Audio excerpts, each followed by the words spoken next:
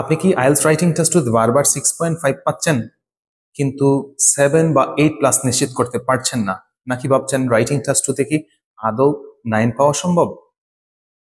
তাহলে ঠিক জায়গায় এসেছেন। আর আজকের এই ভিডিওতে আমি মুস্তাফিজ আপনাদের সাথে শেয়ার করতে যাচ্ছি রাইটিং টাস্ক 2 এর 9 ব্যান্ড স্কোর স্ট্র্যাটেজিস, যেই স্ট্র্যাটেজিস ফলো করলেই আপনি আপনার রাইটিং এ সবচেয়ে বেশি ব্যান্ড স্কোর নিশ্চিত করতে পারবেন। তো চলেন দেখে নেওয়া যাক। তো আমরা রাইটিং টাস্ক 2 এর ব্যান্ড স্কোর 9 ইজি স্ট্র্যাটেজিস দেখবো, আমি আপনাদের সাথে শেয়ার করতে যাচ্ছি ধারাবাহিকভাবে। তবে আমরা জানি রাইটিং টাস্ক 2 4টা স্টেপে লিখতে হয়। সেখান থেকে স্টেপ নাম্বার 1 হচ্ছে introduction, then body 1, body 2 and final 1 is conclusion. Okay, তো সেই 4টা স্টেপ কিভাবে আপনি লিখবেন সেই স্ট্র্যাটেজিস আমি শেয়ার করব। প্রথমে আমরা আসি ইন্ট্রোডাকশনে। ইন্ট্রোডাকশন আমরা কিভাবে লিখতে পারি? ওকে, লেটস গো। সো দেখেন, ইন্ট্রোডাকশন 3টা সেন্টেন্স দিয়ে লিখবো। স্টেপ একটাই থাকবে ইন্ট্রোডাকশনের, তবে এখানে 3টা সেন্টেন্স থাকবে। তো সেই 3টা সেন্টেন্সের মধ্যে থেকে নাম্বার 1 হচ্ছে টপিক সেন্টেন্স। টপিক সেন্টেন্স আমাদের অবশ্যই এসে লিখবো প্রথমে, সুন্দরভাবে সাজিয়ে গুজিয়ে লেখার স্বার্থে। প্রথমে যে টপিক থাকবে সেই টপিকের ওপর একটা সেন্টেন্স আমি লিখে দিব। ওকে, এন্ড দেন যে স্টেটমেন্ট থাকবে ওই স্টেটমেন্টকে অন্যভাবে প্যারাফ্রেজ করে দিব, nothing else. And then final sentence, যেটা ইন্ট্রোডাকশনের ফাইনাল সেন্টেন্সে একটা সুন্দর এন্ডিং দিব। তবে এই এন্ডিং সেন্টেন্সটা হচ্ছে ডিপেন্ড করবে কোয়েশ্চেন টাইপের উপর। যদি কোয়েশ্চেন টাইপ থাকে ডিসকাশন, তাহলে বলবো যে এই এসেতে পরবর্তী প্যারাগ্রাফগুলোতে আমি ডিসকাস করছি। আর যদি দেখে অপিনিয়ন টাইপের কোয়েশ্চেন, তাহলে সরাসরি এই এন্ডিং সেন্টেন্সে আপনার স্ট্রংলি অপিনিয়ন নাকি পার্শিয়ালি অপিনিয়ন সেটা জানিয়ে দিবেন, ঠিক আছে? আর যদি দেখে 2 পার্টস কোয়েশ্চেন, তাহলে বলবেন যে পরবর্তী প্যারাগ্রাফগুলোতে আমি 2টা কোয়েশ্চেন্স নিয়ে ডিসকাস করছি। ওকে, যদি থাকে প্রবলেম সলিউশন, তাহলে বলবেন যে পরবর্তী প্যারাগ্রাফগুলোতে আমি প্রবলেম এবং সলিউশন সাজেস্ট করতে যাচ্ছি। ওকে, তো এই 3টা সেন্টেন্স ফলো করেই কিন্তু আমরা সাকসেসফুলি একটা ইন্ট্রোডাকশন লিখতে পারবো। ওকে, তো দেখেন আমি একটা স্যাম্পল লিখে রাখলাম এখানে, আমি স্যাম্পলটা একটু দেখাই আপনাদেরকে। তো স্যাম্পলটা দেখেন, প্রথমে কোয়েশ্চনটা দেখে নিলে ভালো হয়। এখানে লেখা আছে যে schools are no longer necessary. হ্যাঁ, স্কুলের আর দরকার নাই, because children can get so much information available through internet. চিলড্রেনরা অনেক বেশি তথ্য পেয়ে যায় তারা ইন্টারনেট থেকে, and they can study just as well at home. তারা বাড়ির থেকে মানে ঘরে বসে তারা কিন্তু পড়ালেখা করতে পারে বা অনেক বেশি ইনফরমেশন পায়, বিদায় তাদের আর স্কুলের দরকার নাই। ওকে, এই মেইন টপিক হচ্ছে স্কুলস, রাইট? তো সেই স্কুলস নিয়ে তারা কথা বলছে। তো সেই স্কুলস এর উপর ভিত্তি করে আমি কিন্তু একটা সেন্টেন্স লিখবো, টপিক সেন্টেন্স। যেমন এখানে লিখে রাখলাম যে in today's modern world the necessity of school has become a widely debated topics. Okay, তো এটা হচ্ছে স্কুলের ওপর ডিপেন্ড করে একটা সেন্টেন্স আমি লিখে দিলাম, এটা হচ্ছে topic sentence, right? And then পরবর্তীতে হচ্ছে যে স্টেটমেন্ট, সেই স্টেটমেন্টকে আমি প্যারাফ্রেজ করে দিলাম। তো স্টেটমেন্টকে প্যারাফ্রেজ করলাম, এখানে দেখেন, some people argue that schools are no longer essential due to the widespread availability of the internet. ওই একই কথা, স্টেটমেন্টে যে কথা বলছে ওইটাকে অন্যভাবে ঘুরিয়ে পেঁচিয়ে বলে দিলাম, শেষ। And then next one is ending sentence. তো এন্ডিং সেন্টেন্সটা ডিপেন্ড করবে আসলে কোয়েশ্চেন টাইপের উপর। তো এখানে বলা হচ্ছে what extent do you agree or disagree. That means কোয়েশ্চেনের মধ্যে থেকে আমার অপিনিয়ন জানতে চাচ্ছে। তো এটা হচ্ছে অপিনিয়ন বেসড কোয়েশ্চেন, সেহেতু আমি এই জায়গায় আমার অপিনিয়ন ক্লিয়ারলি তুলে ধরতে পারি। তো আমি লিখলাম যে হাওয়ার ইন দিস এসে I will explain why I strongly disagree with this view. কেন আমি এই ভিউ এর সাথে কমপ্লিটলি ডিসএগ্রি, কেন আমি স্ট্রংলি ডিসএগ্রি, এটা আমি তুলে ধরবো। তো দেখেন, আমি কিন্তু ইন্ট্রোডাকশনকে খুব সুন্দরভাবে 3টা সেন্টেন্স দিয়ে কভার করে ফেললাম, এবং সেই 3টা সেন্টেন্সের মধ্যে থেকে প্রথম যে সেন্টেন্স সেটা হচ্ছে টপিক সেন্টেন্স, উপরে যেটা আমরা দেখে আসছিলাম। পরবর্তীতে হচ্ছে statement paraphrase, and then final one is ending sentence. তো এন্ডিং সেন্টেন্সটা আমি আগেই বলে আসছি যে কোয়েশ্চেন টাইপের উপর ডিপেন্ড করবে। তো যেহেতু অপিনিয়ন বেসড কোয়েশ্চেন, সেহেতু আমি বললাম যে এখানে আমি স্ট্রংলি ডিসএগ্রি এটার সাথে, রাইট? তো এই হচ্ছে আমরা এভাবে এই 3টা সেন্টেন্স ফলো করে এই 3টা বুলেট পয়েন্ট যে লিখে রাখলাম এখানে 3টা সেন্টেন্স, তো এই 3টা সেন্টেন্স দিয়েই কিন্তু আমরা একটা ইন্ট্রোডাকশন কভার করে ফেলতে পারি। তো এই হচ্ছে নাম্বার 1 স্ট্র্যাটেজিস একটা ভালো ব্যান্ড স্কোর নিশ্চিত করার জন্য ইন্ট্রোডাকশন থেকে। দেন বডি 1 আমরা যেভাবে লিখবো, বডি 2 সেভাবে লিখতে পারি। ওকে, তো একটা জিনিস হচ্ছে আমি পরে বলছি, সেটা বডি 1 কিভাবে আমরা লিখবো। তো বডি 1 লেখা শুরু করবো কিভাবে? প্রথমে হচ্ছে একটা সাপোর্টিং সেন্টেন্স আমরা দিব। প্রথমে একটা সাপোর্টিং সেন্টেন্স বলতে যে বডিতে আমি যে ডিসএগ্রি করতে যাচ্ছি ওই স্টেটমেন্টকে, তার পক্ষে একটা সেন্টেন্স আমি লিখবো, সাপোর্টিং সেন্টেন্স। এন্ড দেন কি করব, আমরা লিঙ্কিং ওয়ার্ডস দিয়ে শুরু করব। তো লিঙ্কিং ওয়ার্ডস এটা ডিপেন্ড করবে আসলে প্রথম লিঙ্কিং ওয়ার্ড যদি দেই, তাহলে আমরা first and foremost, to begin with বা ইনিশিয়ালি এগুলো দিতে পারি। ওকে, ফার্স্টলি এগুলো দিতে পারি। তো লিঙ্কিং ওয়ার্ডস দিব। দেন পয়েন্ট এক্সপ্লেইন, যে পয়েন্ট আমি বের করে রাখবো বা যে ব্রেনস্টর্মিং করার সময় যে পয়েন্ট আসবে আমাদের, সেই প্রথম পয়েন্ট আমরা এখানে লিখবো। এন্ড পয়েন্টের পাশাপাশি হচ্ছে আমরা এক্সপ্লেইন দিব। ওকে, সো আমরা দেখলাম যে প্রথমে বডি ওয়ানে এসে সাপোর্টিং সেন্টেন্স দিতে হয়, তারপরে লিঙ্কিং ওয়ার্ডস দিব। আমি প্রথম লিঙ্কিং ওয়ার্ডস, দেন পয়েন্ট লেখার পর পয়েন্ট এক্সপ্লেন করব, এন্ড দেন পয়েন্ট রিলেটেড কিছু হচ্ছে এক্সাম্পল অথবা রেজাল্ট, যে কোনো দুইটা অথবা যে কোনো একটা আমি দিতে পারি। অলরাইট, তো আমরা কিভাবে লিখলাম সেটা আমি আপনাকে একটু দেখাই, আপনাদেরকে একটু দেখাই। তো দেখেন আমরা হচ্ছে এই ইন্ট্রোডাকশন লেখার পর বডি ওয়ানে আসলাম। বডি ওয়ানে আসার পর হচ্ছে schools plays a crucial role in children's overall development. এই হচ্ছে একটা সেন্টেন্স লিখলাম, মানে ওই যে স্টেটমেন্ট, সম্পূর্ণ স্টেটমেন্টের বিপক্ষে কিন্তু আমরা, যে ইন্টারনেটে অনেক বেশি তথ্য পাওয়া যায়, সেখান থেকে স্টুডেন্টসরা মানে বাড়ি থেকে বসে বসে পড়ালেখা করে ফেলতে পারে, সেটার পক্ষে না। আমরা কমপ্লিটলি ডিসএগ্রি যে তারা বলছিল যে schools are no longer necessary, তার সাথে আমরা কমপ্লিটলি ডিসএগ্রি, বলছি যে স্কুলের দরকার আছে। যেহেতু ডিসএগ্রি সেহেতু আমরা স্কুলের পক্ষেই লিখবো, তাই না?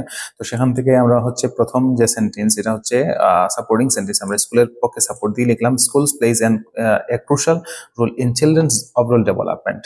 ওকে, এই হচ্ছে সাপোর্টিং সেন্টেন্স। সাপোর্টিং সেন্টেন্স লেখার পর হচ্ছে আমরা এখানে ফার্স্টে লিখলাম, বলতে পয়েন্ট এক্সপ্লেইন করার জন্য আমরা হচ্ছে প্রথম লিঙ্কিং ওয়ার্ডস ইউজ করলাম, এই যে লিঙ্কিং ওয়ার্ডস। ওকে, লিঙ্কিং ওয়ার্ডস লেখার পর হচ্ছে আমরা এবার কি করব, ওই পয়েন্ট এক্সপ্লেন করা শুরু করব। প্রথম point, they provide structured environment where students learn more than just academic subjects। মানে এই যে স্কুলগুলোতে মানে প্রস্তুতকৃত এনভায়রনমেন্ট তারা পায়, অনেক সুন্দর ভালো এনভায়রনমেন্ট পায়, যেখানে স্টুডেন্টসরা শিখতে পারে কি একাডেমিক সাবজেক্টের বাইরে আরো সাবজেক্টগুলো তারা সেখান থেকে শিখতে পারে। ওকে, তো প্রথমে সাপোর্টিং সেন্টেন্স, দেন লিঙ্কিং ওয়ার্ড, দেন পয়েন্ট এক্সপ্লেইন করে দিলাম। এবার পয়েন্ট সম্পর্কে এক্সাম্পল অথবা রেজাল্ট। তো আমি এখানে ফর এক্সাম্পল লিখে এবার একটা এক্সাম্পল দিলাম। ওকে, students develop important social skills by interacting with classmates and teachers, which help build teamwork, communication and emotional intelligence. All right, তো পয়েন্ট এক্সপ্লেন করার পর হচ্ছে আমি এক্সাম্পল দিয়ে দিলাম, দেন এখানে আর একটা রেজাল্টও দেওয়া আছে। ঠিক আছে, তো রেজাল্ট চাইলে আপনি দিতে পারেন অথবা স্কিপ করতে পারেন। অলরাইট দেন, তো এই হচ্ছে বডি ওয়ানের আমি এতটুকু লিখলাম। লেখার পর হচ্ছে পরবর্তী আরো একটা পয়েন্ট আমি এড করে, মানে আরো একটা লিঙ্কিং ওয়ার্ড এড করে তার পরবর্তী পয়েন্ট আমি এক্সপ্লেন করবো, দেন এক্সাম্পল অথবা রেজাল্ট দিব। তো দেখা যাক কিভাবে লিখলাম আমরা আসলে সেখানে। ওকে, দেন দেখেন এতটুকু পর্যন্ত আমাদের শেষ ছিল। হ্যাঁ, ওই প্রথম পয়েন্টের এক্সাম্পল এবং রেজাল্ট দিয়ে শেষ। পরবর্তীতে আমরা মোর ওভার দিয়ে আরো একটা লিঙ্কার্স অ্যাড করলাম এখানে, এবং অ্যাড করার পর হচ্ছে পয়েন্ট এক্সপ্লেন করলাম। Schools ensure that children receive proper guidance from trained educators.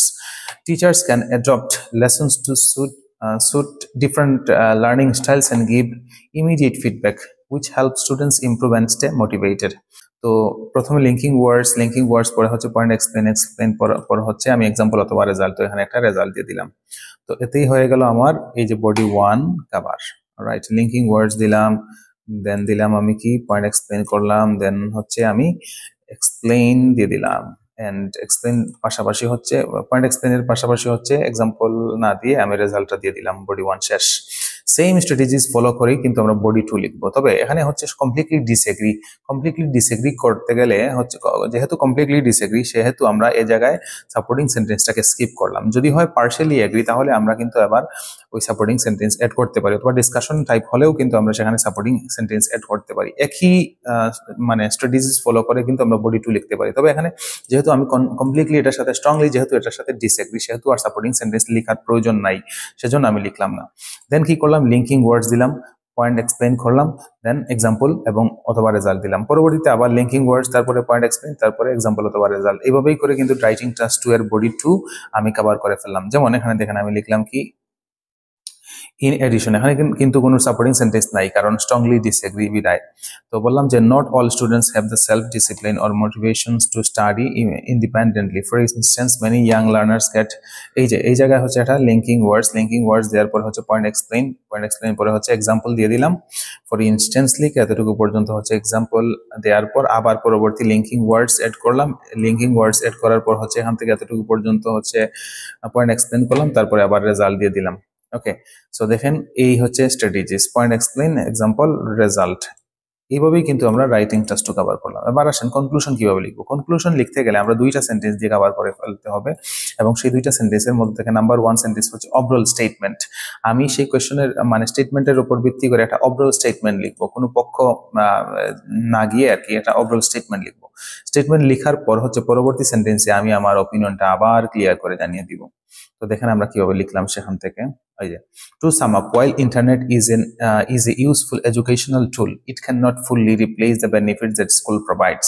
I firmly believe that schools are এতটুকু পর্যন্ত আমরা কনক্লুশনটাকে দুইটা সেন্টেন্স দিয়ে কভার করে ফেলবো। তো দুইটা সেন্টেন্সের মধ্যে থেকে একটা হচ্ছে ওভারঅল স্টেটমেন্ট আর এটা হচ্ছে পার্সোনাল অপিনিয়ন। তো দেখেন আমরা এই যে কনক্লুশন লিখলাম, প্রথমে হচ্ছে এখানে ওভারঅল স্টেটমেন্ট দিয়ে এবং ফাইনালি হচ্ছে আমরা এন্ডিং সেন্টেন্স বলতে ওই যে পার্সোনাল অপিনিয়নটা দিয়ে দিলাম।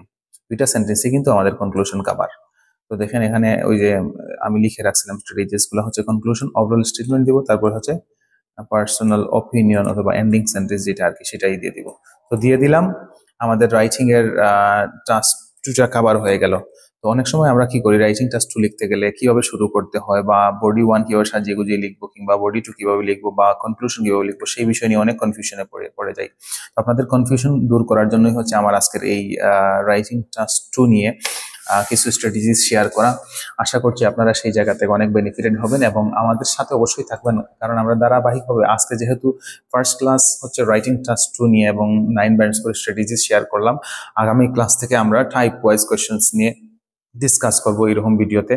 তো আমাদের প্রত্যেকটা ভিডিও হচ্ছে ইফেক্টিভ ভিডিও হবে আশা রাখতে পারেন এবং সেই জায়গা থেকে আপনি ডিসকাশন টাইপের কোয়েশ্চেন কিভাবে লিখতে হয়, অপিনিয়ন টাইপের কোয়েশ্চেন কিভাবে লিখতে হয়, টু পার্টস কোয়েশ্চেন কিভাবে লিখতে হয়, প্রবলেম সলিউশন টাইপের কোয়েশ্চেন কিভাবে লিখতে হয়, অ্যাডভান্টেজ ডিসঅ্যাডভান্টেজ টাইপের কোয়েশ্চেন কিভাবে লিখতে হয় সে বিষয় নিয়ে আমরা ডিসকাস করবো ধারাবাহিক এই ভিডিও পর্বে।